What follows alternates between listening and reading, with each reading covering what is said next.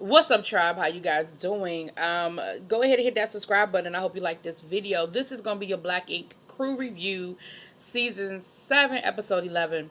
So look, I'm gonna go ahead and get the little small storylines out the way so I can deal with there are two big ones I want to talk about. So first of all, let's talk about Bay and her mama and her fiance and her baby. So young Bay mama has been here from Korea. She's going back soon. She only has a few, I think, Bay said maybe another week or so. And Mama said, before I go, I want y'all to get married. And they did the whole scene where she was talking to Babe, but the boyfriend don't understand. And Babe ain't telling the boyfriend the whole conversation. Her mama done bought a wedding dress and everything for Babe. Babe was like, you doing a bit much. Like, I understand how you feel, but bringing a baby, that's just a bit much. I mean, bringing me my wedding dress, that's just a bit over the top, Mama. That's a bit much. So Mama been learning some English. Remember the last episode, she knew how to tell that man not to touch her. She know what she want to know. So she starts saying wedding. And, Rob was like, wedding? Oh, yeah. Yeah, let's get married. Let's do it. And Babe was like, what? She said, let's get married. Like, I'm ready to get married. Like, I wanted to get married. Because remember, they were engaged and they were planning the wedding when Bae got pregnant. And then Bae, at first, was going to rush the wedding and hurry up and get married before she had the baby. But then she decided she wanted to wait because she wanted to be able to fit the dress she wanted. She didn't want to feel rushed. And a lot of people do that. And that's cool. But Mama was like, I want y'all to be married before I leave to go back to Korea. And Bay is like, I just don't think that's enough time. Like, again, I don't want to feel rushed. I just don't think that's enough time. And Rob and Mama are agreeing. They both talking about, they chanting, wedding, wedding, wedding. Well, finally, we kind of see, later on in the episode, Bay and her mom have a conversation. And we sort of see what the apprehension is about, right? What the issue is. And so, Bay's thing was, things have been going really good between me and Rob, and I just don't want to mess that up. And when she was talking to her mom, she was saying, look, I'm sorry, she said, Dad changed after y'all got married. And after y'all got married, Dad became abusive, and he beat you, he beat me, and I'm just really afraid. I don't think she thinks Rob is going to go to that extreme. But I think she's worried about Rob changing and the chemistry of their household being thrown off once they get married, which a lot of people do. They get comfortable in their way of life and they just think that getting married is just going to change everything, and they're just happy with keeping things the way they are.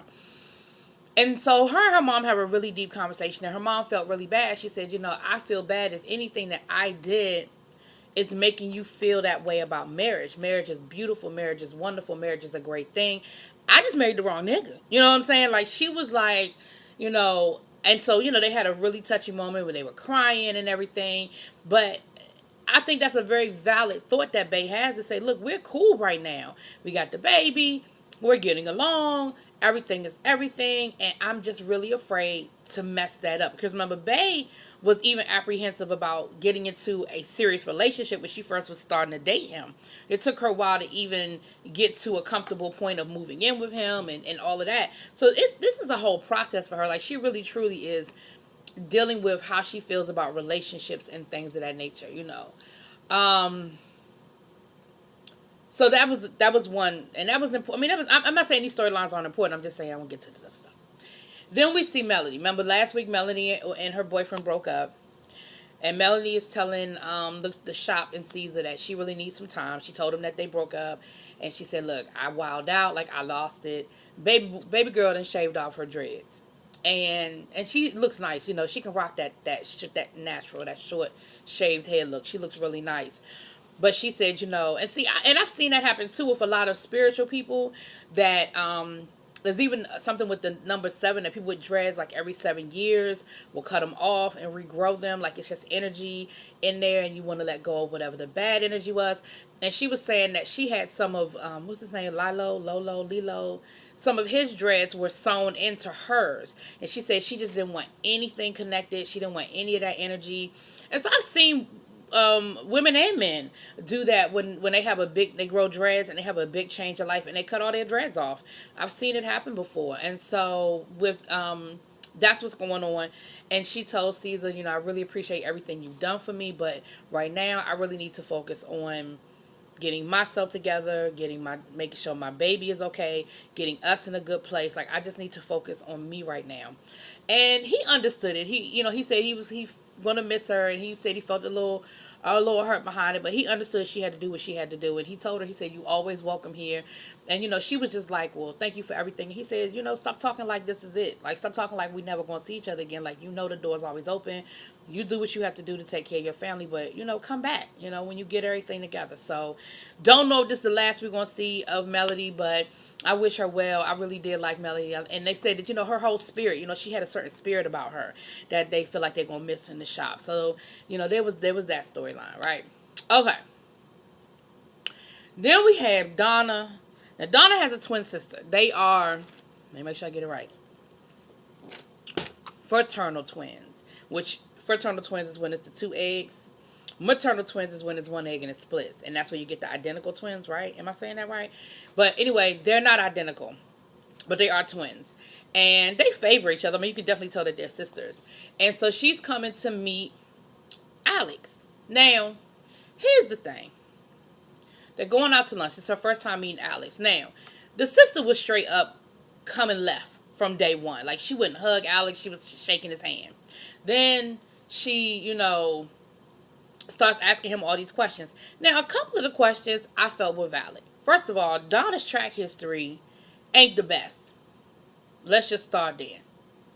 Donna's history, she done dated the abusive dude. She done dated the dude that cussed her out on TV and told her that her pussy was chewed up and that she was a hoe.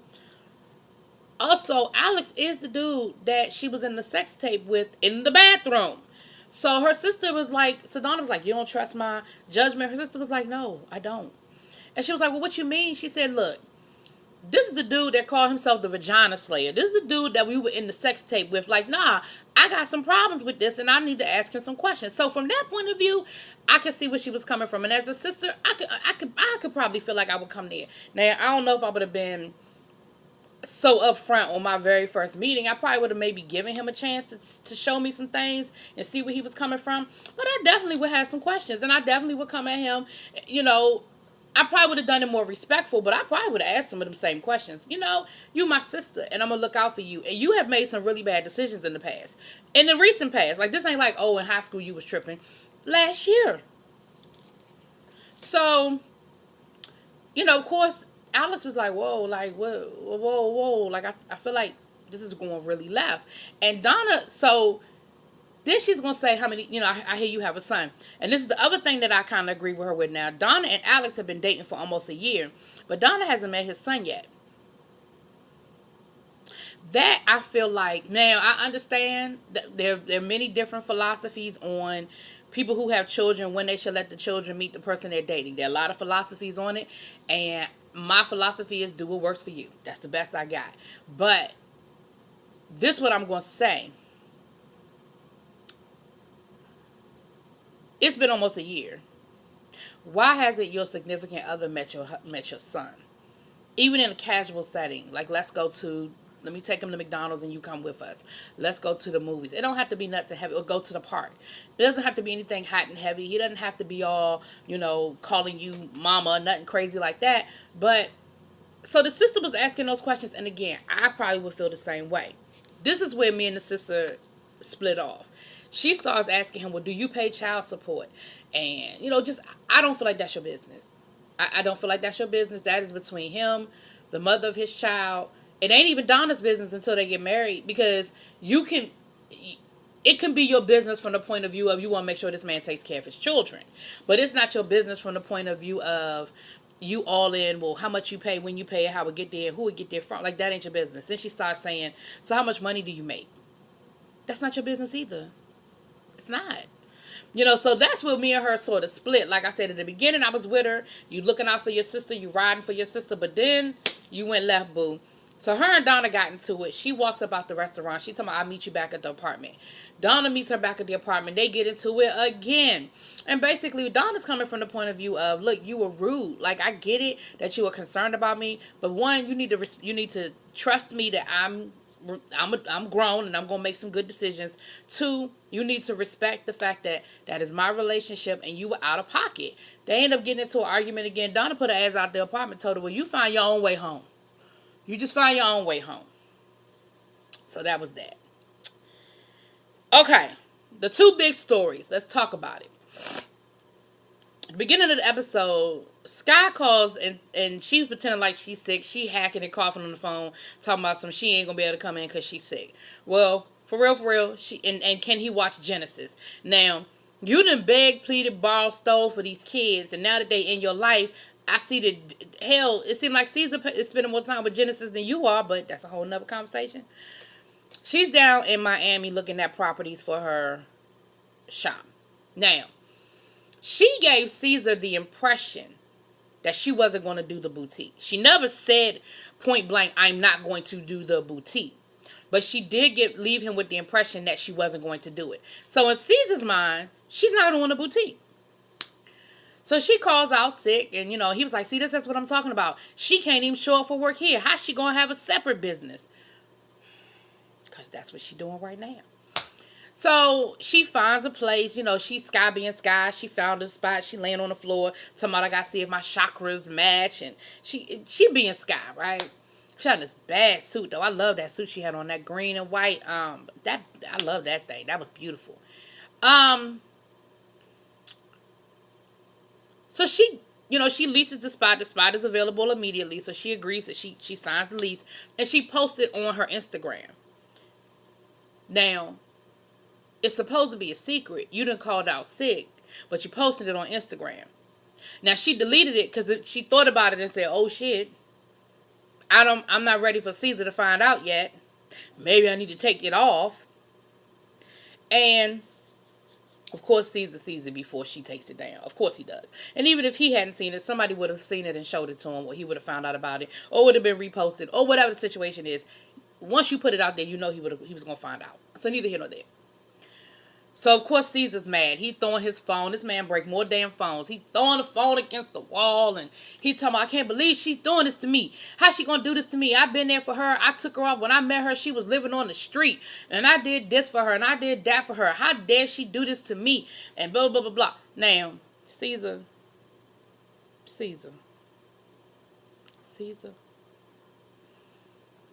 I understand you're upset from the point of view of you don't feel like she can give enough attention to both businesses. And of course, in your mind, the priority is Black Ink. But from the flip side of it, this is a woman who's getting opportunities. Yes, you created the situation for her to get these opportunities, but she would be a fool not to take advantage of the opportunities that are coming her way. She would really be a fool. And she tried to come to you, and your response let her know, maybe I can't come to you. Maybe you ain't the person I need to be talking to because you clearly don't respect what it is I'm trying to do. She's still Sky, y'all. She's still Sky, so she's still gonna be Sky. But Caesar just got, he's pissed off. He got that battery in his back. So Sky comes back, and of course she trying to act like we see her, shopping for outfits and all this other stuff, and she's being Sky. She's getting ready, and it looks like she clearly has a team behind her, because they're doing renovations. They're getting the spot ready because the spot is open, I believe. I'm pretty certain that the boutique is open at this point. So we see them going through, all of that they're going through or whatever. She comes back to New York. She comes rolling up in there like ain't nothing going on. Hey, y'all, how y'all doing? Caesar's like, thought you was sick. You feeling better? She's like, oh, yeah, yeah, all that cleared up. Yeah, I'm feeling much better. He was like, He was like, yeah, so, something she said about her clothes being not fitting. She's like, yeah, I'm feeling fat right now. My clothes not fitting. He said, oh, did you eat too much in Miami, or however he did it? She was like, and that's when she knew, oh, well, I guess the cat's out the bag. So she stood in her shit. She was like, well, yeah, matter of fact, it is. The shop is, we do, and they get into arguing. And, the argument was legit from Sky's point of view. Sky was like, how the fuck you gonna tell me what I can and can't do in my personal time? Like, as long as I maintain that I'm gonna do my job here, what is your issue with me having an outside business? You told me you wasn't gonna do it. She said, no, I never said I wasn't gonna do it. I said that I've had a change of heart. And my change of heart was I wasn't going to tell your ass what I was doing because you didn't like what I was doing and you was being negative and nasty about the situation. So they get into an argument. You know how they do. And Caesar was like, well, I'm going to make it easy for you. You're fired. Let me tell y'all something. Caesar fired more people. That's just his weapon. Like, he doesn't know any other way to deal with people. Y'all, my ADD was about to take me somewhere else. He just doesn't have any other weapon. You know what I'm saying? And so he fires her. So of course there's that. She walks out, and that's that. Last but not least, and I kept this for least. I kept this last because you know, Teddy. We know the situation with Teddy and his brother, and Teddy's brother has been in jail for the last 4 years waiting for his trial. Now, our criminal justice system in this country is fucked up on so many levels. And I was talking about this a little bit in the T.I. video when we were talking about criminal justice reform and stuff. Y'all can go back and look at that from the other day. But his brother has been sitting on Rikers Island for 4 years waiting for his trial. He was charged. He has not been found guilty of a damn thing. But he's been sitting in jail because he was not granted bail. And they kept, the prosecution just kept continuing the case. So now we're at 4 years later. His trial is getting ready to start, and Ted was like, it's not looking good. Him and Tati were out shopping for shoes. Ted didn't even want to buy no shoes. And y'all know, for Ted not wanting to buy no sneakers, that was a big thing, because Ted got over 1,000 pair of sneakers and his own sneaker line. So for him to be like, nah, I don't really want to do that, Tati was like, oh shit, what's wrong with you? And he's just telling her, it's just not going really well. And the prosecutors are now offering my brother a plea. He said, no, my brother is not guilty. My brother didn't kill anybody. He said they dropped the charges from murder to manslaughter. But, he was like, I still feel like my brother will be acquitted once he, gets his day in court. We just been waiting for him to get his day in court. So I don't know enough about the brother's story for me to feel like to have an opinion about whether the brother was guilty or not. I don't. And I'm not going to get into that, whether he was guilty or not. I still think that it's fucked up that somebody can sit in jail for 4 years and their trial not start. Like, whatever happened to a right to a speedy trial? To me, 4 years is not a speedy trial. And I just feel like prosecutors they should be held to a standard that they just can't keep continuing. Either you have a case or you don't. It seems to me that if you can hold out on something for 4 years, then your case ain't that damn strong. That's just how I feel about it. And I just think that's fucked up. That anybody, much less, in this situation, would sit in jail for 4 years and not even have a trial not even start. I just think that's real disrespectful. And that's not an effective criminal justice system. Then, if you remember Khalif Broward's story, that's really a lot of what his story was. This boy was sat in jail for 2 years over stealing a book bag that, come to find out, he wasn't guilty. And the prosecutor lost the damn witness, the person who said, they lost the person who said that his book bag was stolen. He went back to Mexico. And at that point, Khalif should have been sent home. But nah, they kept continuing the case, hoping that they would be able to get this guy to come back to America to testify over a fucking book bag. Anyway, don't get me started on that story. So, we find out that the brother took the plea. And at first I was like, wow. And Caesar was like, why would he take the plea? Like, he's not guilty, right? And they said, well, he's not guilty of the murder. Ted was like, he didn't do the murder. Like, he's absolutely not guilty of the murder. He would have beat the murder charge. He would have beat the manslaughter charge. However, they threw on like 19 counts of conspiracy. And we talked about that a little bit again in the other video with Meek Mill, saying that they could charge you for conspiracy if you just happen to be in the car with somebody who has drugs on them. They could charge you with conspiracy, whether you knew the dude had drugs or not, whether you knew whether the guy was selling drugs or not. Like, you didn't know the situation. It's just a friend of yours who picked you up to give you a ride to the 7-Eleven. He get charged. You're going to get charged with conspiracy. So Ted's brother got 19 counts of conspiracy. So the brother took the plea because even though he would have beat the manslaughter charge, they probably would have been able to get the conspiracy charges to stick. So now his brother is serving 14 years. I really hope they give him those 4 years time served. I mean, I know that's a small consolation, but I really hope he doesn't have to, that he only has to do the 9, not the 14. And then I hope that there's something in there where he, can get out on good behavior and all that, and it only ends up being a few years. But neither here nor there. Of course, Ted is broken up. I mean, you could just see it in his affect. Like, he ain't acting, it ain't for the show. He is done. And his thing was, at the end of the day, my brother wasn't a bad kid. Like, that's the thing that really pisses me off. My brother was a good kid, but now his life is ruined. Because by the time he gets out of jail, he'll be in his 30s. Because he went in when he was 24. I think they said he's 28 now. Or he went in when he was 23. 27 now, something like that. Even if he only has to serve 6 or 7 years, he'll be in his 30s with a felony. And he said, and he's not a bad kid. Like, he wasn't out there doing nothing wrong. Like, he was just running with, the friends from the neighborhood who wasn't doing shit they should have been doing. It's really fucked up. And anybody who, I used to be one of those people that had a really closed opinion about, like, prison reform. I was like, well, if they guilty, oh well, whatever happened to them, happened to them. If they guilty, oh well. But the more and more I educate myself on these loopholes and on the tricks that the prosecution plays and on these things that they do to especially men of color, the more and more I get irritated, pissed off, and the more I want to work towards prison reform. So that's why I wanted to go in the order that I went in, because I'm sort of ending it on something serious, but it is serious. It's a serious situation, and I feel for Ted, and I'm sorry for the situation with his brother. I'm sorry that it ended up that way. Certainly nobody wanted him to take the plea, but when faced with those options, that's what Ted said. He said, the sad thing is when an innocent man has to plead guilty for fear of trying to save some of their life, you know what I'm saying? So that you plead guilty so that you can get out in maybe 9 years versus staying in jail for the next 30 years. It's crazy, y'all. Y'all tell me what y'all think. Drop it in them comments, please.